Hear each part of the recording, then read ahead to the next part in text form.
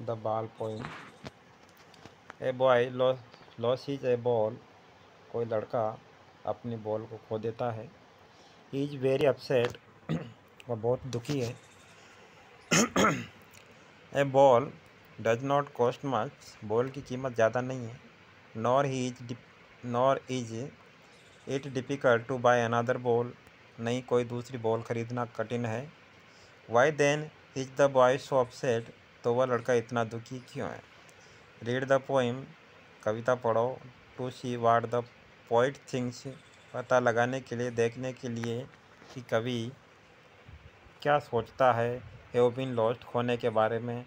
And what the boy has to learn from the experience of losing something. और वह लड़का कोई चीज़ खोने के अनुभव से क्या सीखता है। What is the boy now who has lost his ball. जिस लड़के ने बॉल खो दी है। What is the boy now, अब वो लड़का क्या है, यानी उसकी स्थिति क्या है।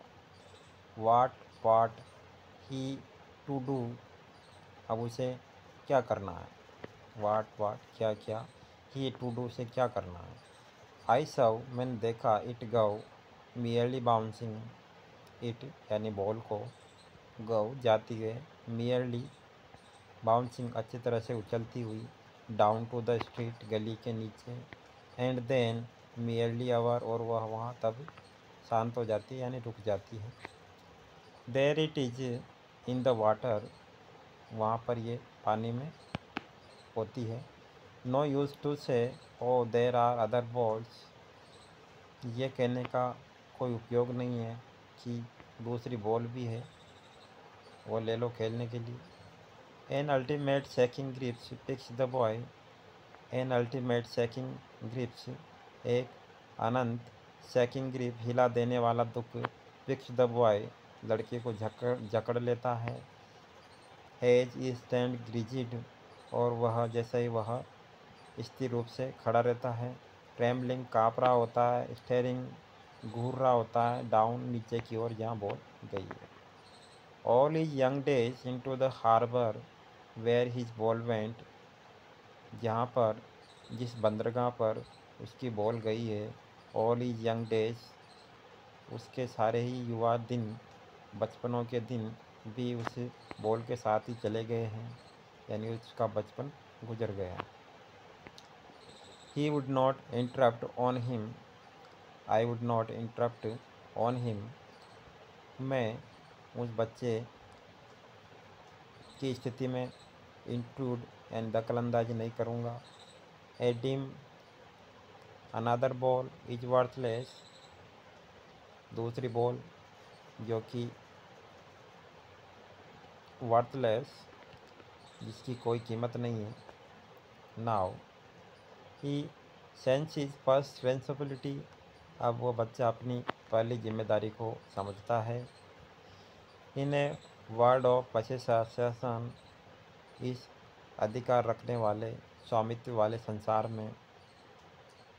पीपल विल टेक बॉल्स, लोग बॉल लेंगे। Ball will be lost always, और बॉल हमेशा खो जाएगी। लिटिल बॉय, छोटे बच्चों की, यानी कि छोटे बच्चों की बॉल खोने का अर्थ है कि उनका बचपन चला जाएगा। एंड नो वन बाइज है बॉल बैक, और फिर दोबारा कोई बॉल नहीं खरीदेगा। लड़का बड़ा होने के बाद कोई बॉल नहीं खरीदते हैं। मनी इज एक्सटर्नल, पैसा जो बाहरी होता है। इज लर्निंग, वह सीख रहा है। वेल बिहाइंड इज डिस्प्लेट आइज, अच्छी तरह से। बिहाइंड इज डिस्प्लेट आइज, अपनी निराश आंखों के पीछे से, यानी मत सोच विचार करके। The epistemology of loss, how to stand up knowing what every man must one day know. The epistemology of loss, खोने के पीछे जो वास्तविक बात है, जो मुख्य बात है, वह है how to stand up knowing, कि कोई व्यक्ति हाउ टू स्टैंड अप किस प्रकार से खड़ा होता है। नोविंग, जानते हुए। What every man must one day know, कि प्रत्येक व्यक्ति मस्ट, जरूर, वन डे, एक दिन नो जान ही जाता है, and most know many days, और अधिकतर बहुत सारे दिन में जानते हैं हाउ टू स्टैंड अप, यानी अपने पैरों पर कैसे खड़ा होए। तो यहाँ पर बचपन गुजरने के बाद व्यक्ति अपनी जिम्मेदारियाँ कैसे संभालता है उसके ऊपर ये कविता लिखी गई है। What is the boy now, लड़का की अभी स्थिति क्या है। Who has lost his ball, जिसने अपनी बॉल खो दी है। वाट इज टू डू, यानी लड़के की स्थिति अब क्या है जिसने अपना बचपन खो दिया है, अब उसे क्या करना है।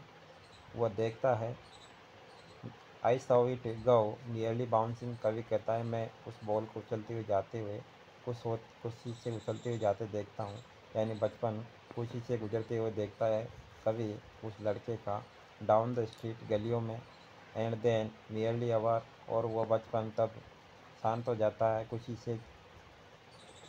There it is in the water, वह बॉल पानी में है, यानी कि बचपन गुजर गया है पानी में, गलियों में खेलते हुए।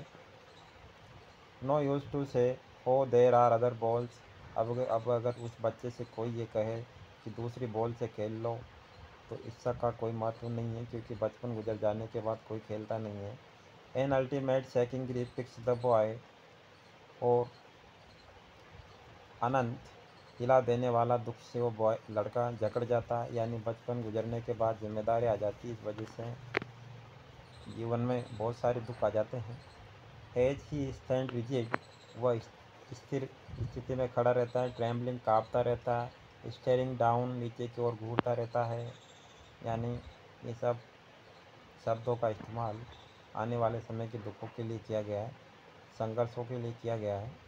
And all is young days into the harbour, वह कहता है कवि कि उसके सारे ही बचपनों के दिन हार्बर में चले गए, यानी बंदरगाह में चले गए, जहाँ पर उसकी बॉल गई है, यानी बंदरगाह के किनारे वो खेलता था, अब वो बड़ा हो गया है तो उसके बचपन की यादें ही अब रह गई है। I would not interrupt on him, वह कहता है कि मैं उसमें दखलंदाजी नहीं करूँगा बच्चे की स्थिति में जो वह बड़ा हो गया है। A team another ball is worthless, अगर हम माने कि दूसरी बॉल यानी दूसरा बचपन आ जाए तो ये बेकार है, ऐसा संभव नहीं है, क्योंकि अब ही सेंसेस हिज फर्स्ट रेस्पॉन्सिबिलिटी, क्योंकि अब उसकी पहली जिम्मेदारी आ गई है, पारिवारिक जिम्मेदारियाँ आ गई है। इन ए वर्ड ऑफ फैशन, अब वह इस स्वामित्व वाले संसार में है। पीपल विल टेक बॉल्स, जहाँ पर लोग बॉलें खरीदेंगे। Ball will be lost always, little boy, और छोटे बच्चों के हमेशा बॉलें गुम जाए करेगी, यानी कि छोटे बच्चों का बचपन एक दिन ख़त्म हो जाएगा, वे बड़े हो जाएंगे। एंड नो वन बाई है बॉल बैक, और फिर कोई भी उनके लिए बॉलें नहीं खरीदेगा। मनी इज स्टेशनल, बनी एक पैसा जो है बाय चीज़ है, ये आता जाता रहता है। इज लर्निंग, वह इस प्रकार से वह बच्चे सीखते सीखते बड़े हो रहे होते हैं। वेल बिहाइंड इज डिस्प्रेड आइज, अपनी निराश आंखों के पीछे वह सीख रहे होते हैं।